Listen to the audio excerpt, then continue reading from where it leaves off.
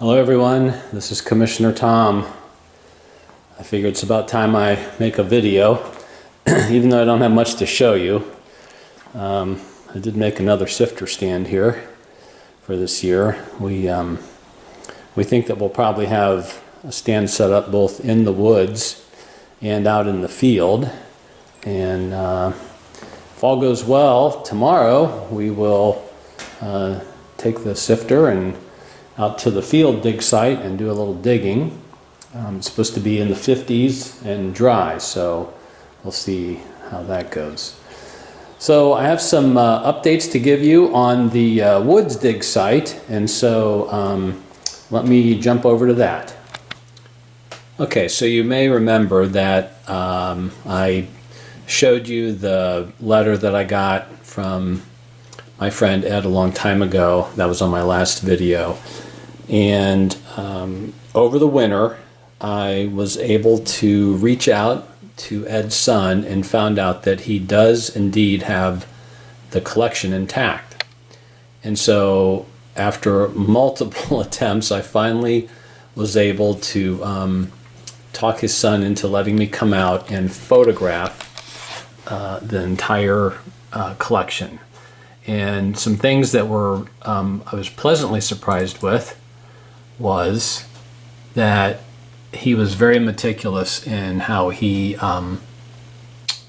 documented these. So each frame had a number, and each artifact was also numbered.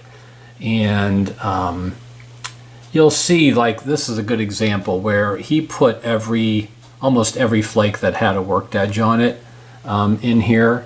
But, you know, again, a typical frame would have maybe 1, 2, 3 points, and then a lot of worked pieces.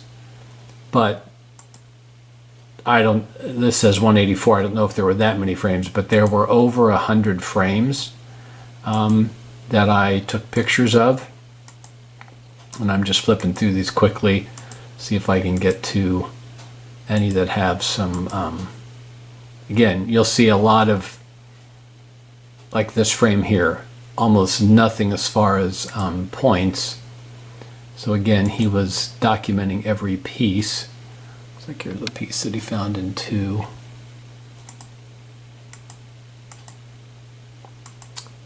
So yeah, you kind of get the idea there. Well, so I knew that I was glad to see that these were all intact, that he had documented and that the collection is all together. But then the next question was, okay, where did these come from in the dig site? And that obviously, is a mystery. This was 20 years ago. There's no sign, barely any sign of, the dig that he did. Yeah, there's an example of something nice he found. And then, as the son was bringing these boxes out and we were opening them up and taking pictures of all the frames, he brought out a couple of binders. And so I'm going to stop the camera here and I'm going to show you what else we found. Okay, as you can imagine, I was extremely excited to find, and this is just dilapidated, but I was given his grid, and when I say given it to me, and I actually took this to a local Staples and had them make copies of this. It was very difficult. But I have a complete grid of his dig in that woods. Now what I don't know is where this is. It's these squares are 5 by 5, so I've calculated there's about 20 wide, so about 100 feet wide. His markers were trees: cherry tree, birch tree, oak tree. Problem is, since he dug this in 1990 through 2003, I guess, but the site has been logged. So those trees, if they were there, they're gone. There's some stumps there that we're trying to figure out. But it has given us somewhat of an idea of where he dug on the site. So this is very valuable information for us to have, and obviously we're going to dig the site, and even though the collection will be in two places, we can kind of we know where everything is. The other exciting thing that was with everything was this. So he had a photo book with pictures from the site, and this was really neat. Again, it gives us a little bit of an idea, of where things are, but a lot of these photos are 20 years old. There were some neat things in here that, let's see, let me flip through to, this was very interesting to me because he found some similar small pits with charcoal, kind of like what I found. There's some good pictures of the site as he was digging. But they also, I think he marked those as post molds on his as well. I thought this was really cool. When they excavated, they found a couple of hearths in the woods, and they left those intact.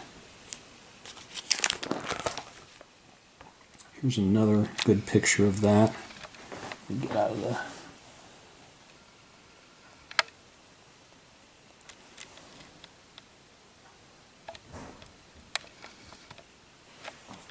So anyway, you kind of get an idea.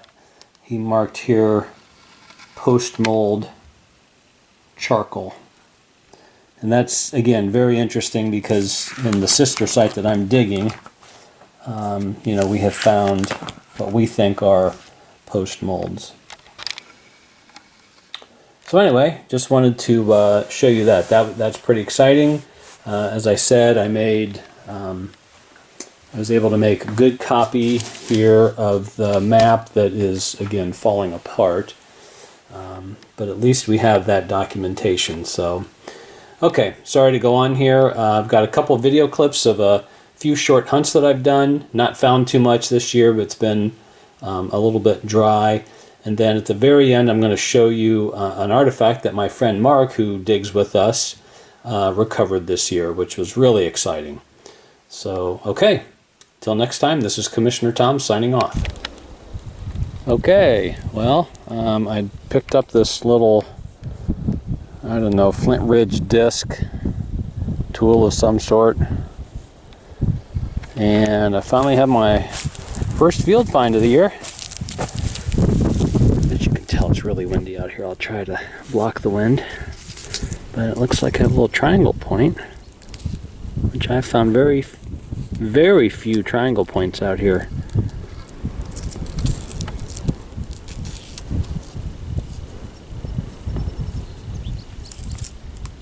Well, that is not a triangle point.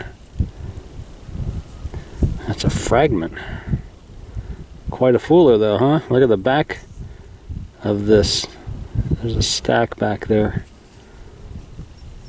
But this is all broke, so it's just a fragment. Alright, still waiting for that first good one. We'll get back to you. Okay, just a few steps later. Before I call my shot on this one, maybe I should pick it up. Yeah, that's a point.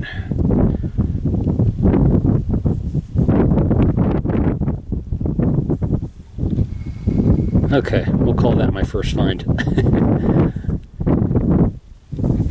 Alright, I'll get back to you. Okay, I'm back, still windy. Too bad on this. Oop. Yep, that'd have been nice. Might have had some size to it. Okay, we'll get back to you. Okay, well, I'm back out at the site. It's about a week later. We had a few light rains, and I was hoping maybe it would wash things off a little more, but it really hasn't. So I'm gonna walk the field perpendicular, see if I missed anything. This is interesting. I've already disturbed it. So I thought maybe I had a slate piece here, but not sure what I have. It is all scratched up. I don't know if you can see that.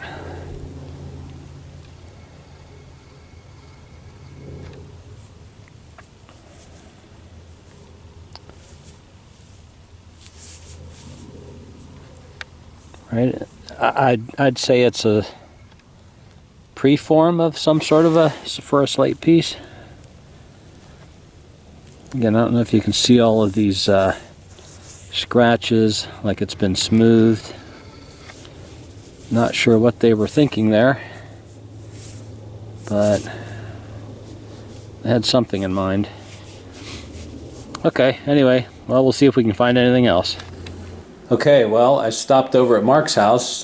He's actually been out in the field some already this year, and we were looking at the Ohio Flint Types book here at what Converse calls archaic bevels. A lot of us know those as thieves' points, but Mark had a pretty good day today.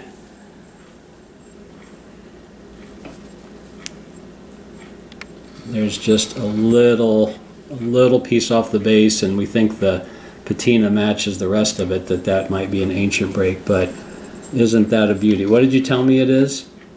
Size-wise, yeah, 3 1/8. 3 1/8 inches. Look at the beveling on this.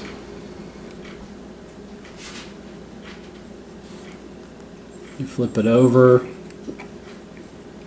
heavily beveled on both sides. It has those what we call dog leg notches, but it's quite a find for our area, isn't it?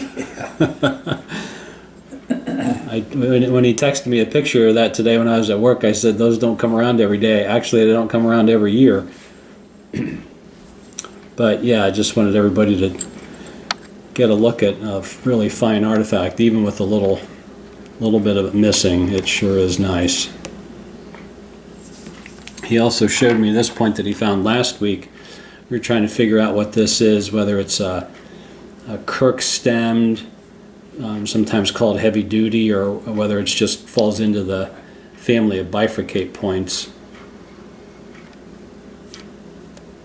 Again, just a little ding off the base there, but yeah, you're off to a good start this year. So far, so good. Yeah. Okay, well, hope you enjoyed seeing those.